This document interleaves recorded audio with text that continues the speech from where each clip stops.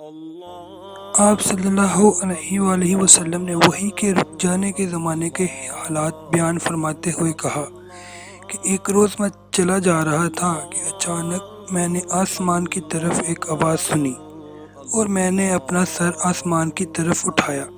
کیا دیکھتا ہوں کہ وہی فرشتہ جو میرے پاس غار حرا میں آیا تھا وہ آسمان اور زمین کے بیچ میں ایک کرسی پر بیٹھا ہوا ہے۔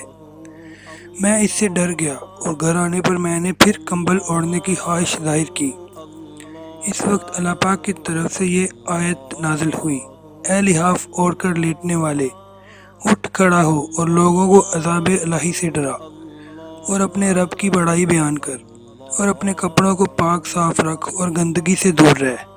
اس کے بعد وہی تیزی کے ساتھ پے در پے آنے لگی۔ صحیح بخاری حدیث نمبر 4 باب عقیدہ ایمان۔ رسول اللہ صلی اللہ علیہ وسلم نزول قرآن کے وقت بہت سختی محسوس فرمایا کرتے تھے، اور اس کی علامتوں میں سے ایک یہ تھی کہ یاد کرنے کے لیے آپ اپنے ہونٹوں کو ہلاتے تھے۔ ابن عباس رضی اللہ تعالیٰ عنہ نے کہا کہ میں اپنے ہونٹ ہلاتا ہوں جس طرح آپ ہلاتے تھے۔ سعید کہتے ہیں میں بھی اپنے ہونٹ ہلاتا ہوں جس طرح ابن عباس رضی اللہ تعالیٰ عنہ کو میں نے ہلاتے دیکھا۔ پھر انہوں نے اپنے ہونٹ ہلائے۔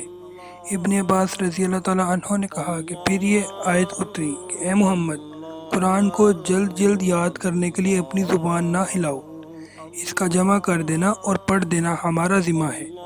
ابن عباس رضی اللہ تعالیٰ عنہ کہتے ہیں یعنی قرآن پاک آپ صلی اللہ علیہ وسلم کے دل میں جما دینا اور پڑھا دینا ہمارے ذمہ ہے۔ پھر جب ہم پڑھ چکیں تو اس پڑھے ہوئے کی اتباع کرو۔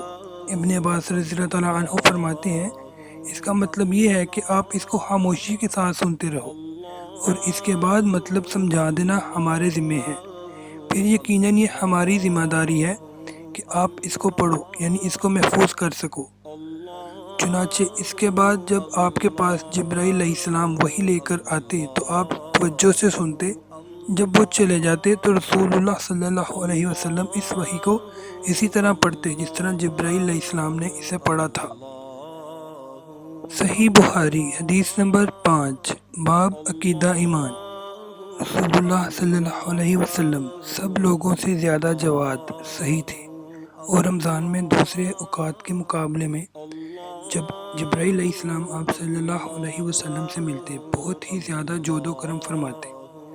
جبرائیل علیہ السلام رمضان کی ہر رات میں آپ صلی اللہ علیہ وسلم سے ملاقات کرتے اور آپ صلی اللہ علیہ وسلم کے ساتھ قرآن کا دورہ کرتے۔ غرض نبی کریم صلی اللہ علیہ وسلم لوگوں کو بلائی پہنچانے میں بارش لانے والی ہوا سے بھی زیادہ جود و کرم فرمایا کرتے تھے۔ حدیث نمبر 6 صحیح بخاری باب عقیدہ ایمان۔ ناظرین، آپ کو اگر میری ویڈیو پسند آئی ہے تو پلیز گڈ ٹاکس کو سبسکرائب کریں اور بیل آئیکن کو کلک کریں تاکہ ایسی اچھی ویڈیوز آپ تک پہنچتی رہیں۔ شکریہ۔